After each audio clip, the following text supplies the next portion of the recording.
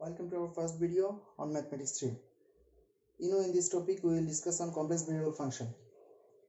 At first let's see the topics that we will discuss in Unit 1.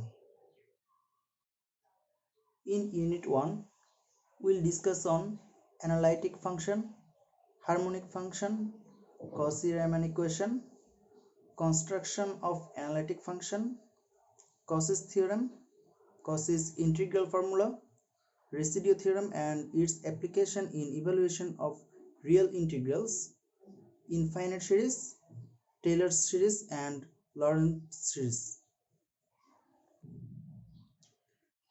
Before starting these topics, let's review some basic knowledge that you studied in your previous classes, students. In your previous class, you studied about complex number. What is the complex number? Any number z that is consist of a real part x and imaginary part y is known as a complex number. Here z is a complex number, x is the real part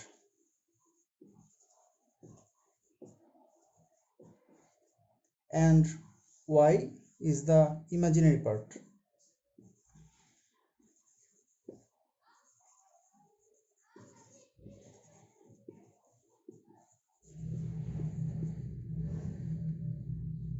And here the value of I is equal to root over minus 1. If here x is the real part and y is the imaginary part, that's why z is known as the complex number. If we want to draw a graph of a complex number, we need to take two perpendicular axes. Here this axis is known as the real axis and this axis is known as the imaginary axis. If we take any arbitrary complex number, let it be 2 plus 3i, and if we want to draw this here, then we have to take 2 here, this 1 2 and imaginary part 3 here. In our real coordinate system, we uses this axis as x-axis. In imaginary part, we will use this axis as real axis. In real number system, we used this axis for y, but in complex number, we will use this axis as for imaginary part. That's why this is 1 2 3. So the point 2 plus 3i, that means the number exists actually here.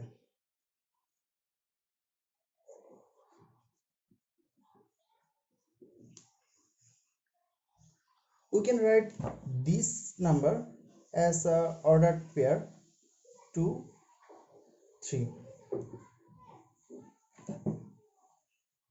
That's actually similar to our real ordered pair.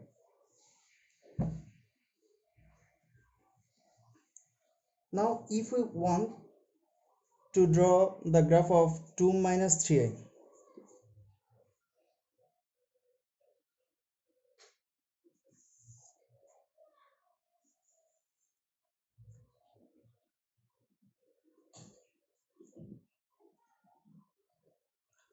for 2 minus 3i, the 2 is here, but now the 3 is minus, that's why it's here 1 2 3. So 2 minus 3y exists here.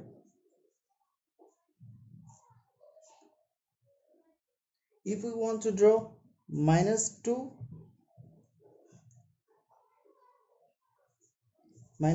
plus 3i,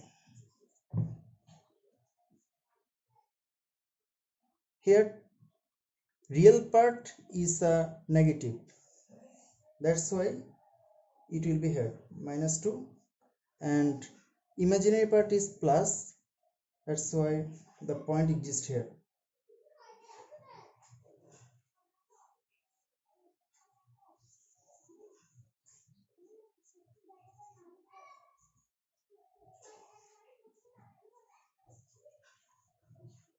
Now if we want to draw -2, -3, here both the real part and the imaginary part are negative, so the point exists actually here.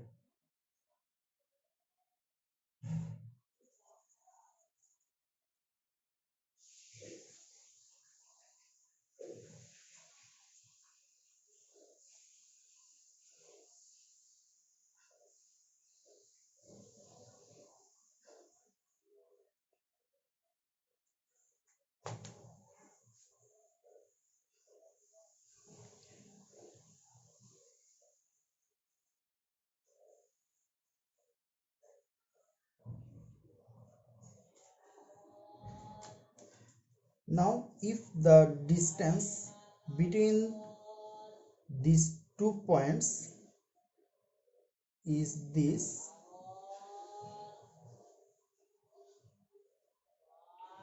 the distance between these 2 points, that means the origin and this complex number, the length of this is known as the modulus of this complex number. That means the length of this distance, that means the length of this line is the modulus of this complex number. And if we denote this complex number as the name z, that means if the name of this complex number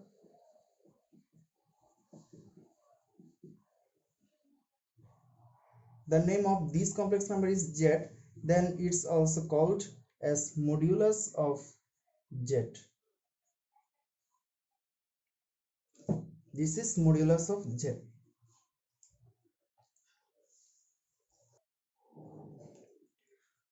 Now this line is creating an angle with this real axis. This line is creating an angle with this real axis, that it be theta.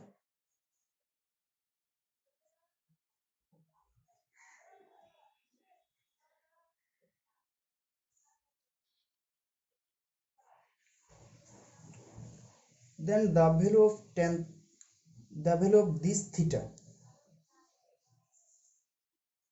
is equal tan inverse y by x. For this complex number, here the value of y is 3 and x is 2. So theta equal tan inverse y by x. The proof of this is very easy actually.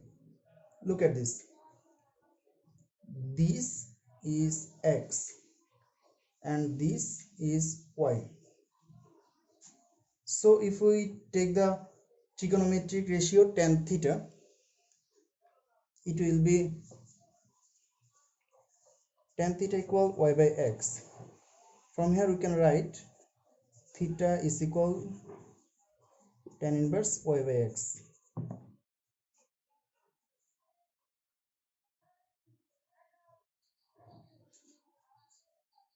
To solve the problems of complex number, we need some important results of trigonometric ratio. The first one is the series of sin x.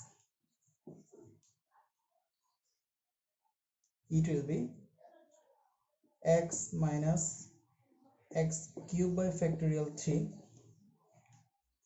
plus x to the power 5 by factorial 5 minus x to the power 7 by factorial 7 and so on.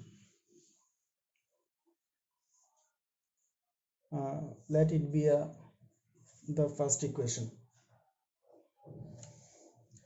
Then the series of cos x. Cos x equal 1 minus x square by factorial 2 plus x to the power 4 by factorial 4 minus x to the power 6 by factorial 6 plus and so on. Let it be second equation.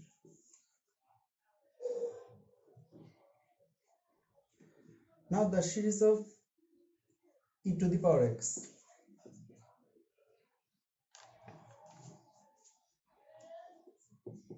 1 plus x square by factorial 2 plus x cube by factorial 3 plus x to the power 4 by factorial 4 plus x to the power 5 by factorial 5 plus x to the power 6 by factorial 6 plus x to the power 7 by factorial 7 and so on.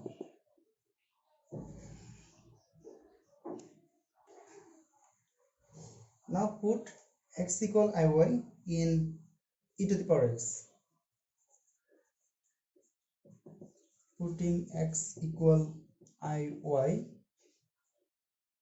in e to the power x. So it will be e to the power iy equal 1 plus iy plus iy whole square by factorial 2 plus iy whole cube by factorial 3 plus iy whole to the power 4 by factorial 4 iy whole to the power 5 by factorial 5 plus iy whole to the power 6 by factorial 6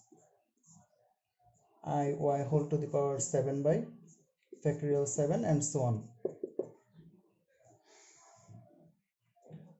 Now it will be 1 plus iy plus, look students, the value of I is equal to root over minus 1. Therefore I square it will be minus 1. Therefore I cube equal to I square into I square equal minus 1, that means it will be minus I to the power 4, it will be I square into I square. The value of I square equal minus 1, I square equal minus 1, that will be plus 1. I to the power 5 equal I to the power 4 into I, that's why it will be 1 and it's I, so it will be just I to the power 6 is equal I to the power 4 into I square, so it will be 1 and it's minus 1, that's why it will be minus 1.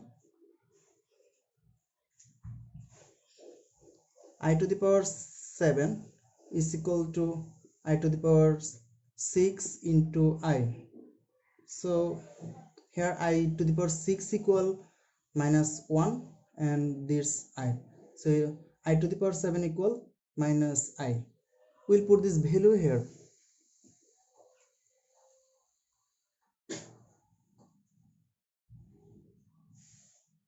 I square equal minus 1, that's why it will be minus y square by factorial 2. I cube equal minus I, so it will be minus I y cube by factorial 3. I to the power 4 equal 1, so it will be plus y to the power 4 by factorial 4 I to the power 5 equal plus I, so it will be I y to the power 5 by factorial 5. I to the power 6 equal minus 1, so it will be minus y to the power 6 by factorial 6. And I to the power 7 equal minus I, so it will be minus I y to the power 7 by factorial 7 plus and so on. So it's our series for e to the power iy. Now if we arrange this series in such a way where the real parts will gather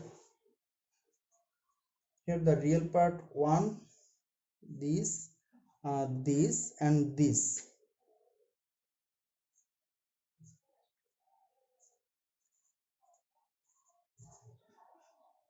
plus y to the power 4 by factorial 4 minus y to the power 6 by factorial 6 plus and so on. Plus we are writing the real parts together and the imaginary parts together. From the imaginary parts, I is a common part, that's why it will be just y minus y cube by factorial 3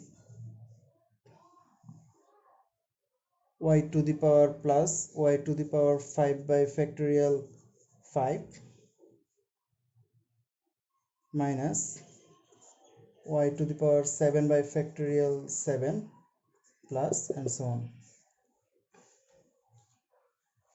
Look students, this series have this series, it's the series of cos x, and this series is the series of sin x. That's mean it's a cos series and it's a sin series. So you can write is cos y plus I sin y. Cos y, this is for cos series, this is for sin series. So it's cos y plus I and this for sin series sin y.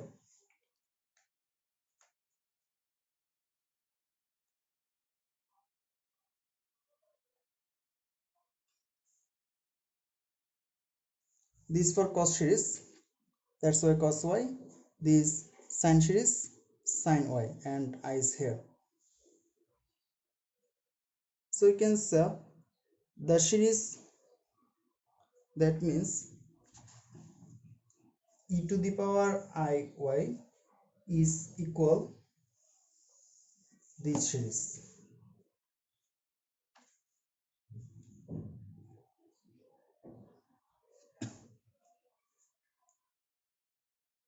Here now if we replace this y by minus y, if we replace this y by minus y, then it will become e to the power minus iy equal cos minus y plus I sin minus y. So here cos minus y is equal to plus cos y, but sin minus y, it will be minus I sin y. That means e to the power minus y is equal to cos y minus I sin y.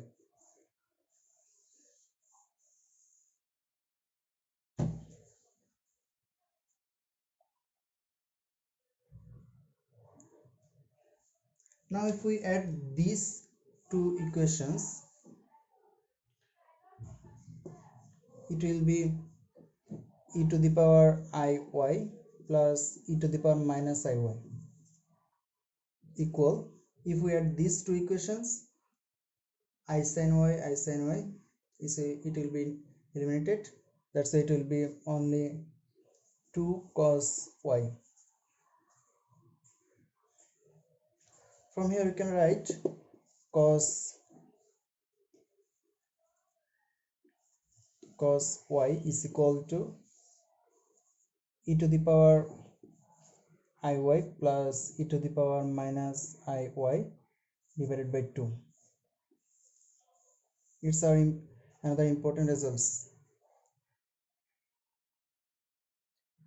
Now if we subtract this from this, then it will be e to the power iy minus e to the power minus iy equal this and this, they will be eliminated, then it will be 2i sin y. That's so we can write here sin y equal e to the power iy minus e to the power minus iy is divided by 2i.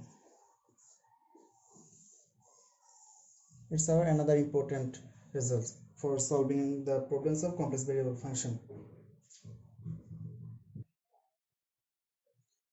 There are also some basic things that we'll need for solving the problems of complex variable function, and it's hyperbolic function.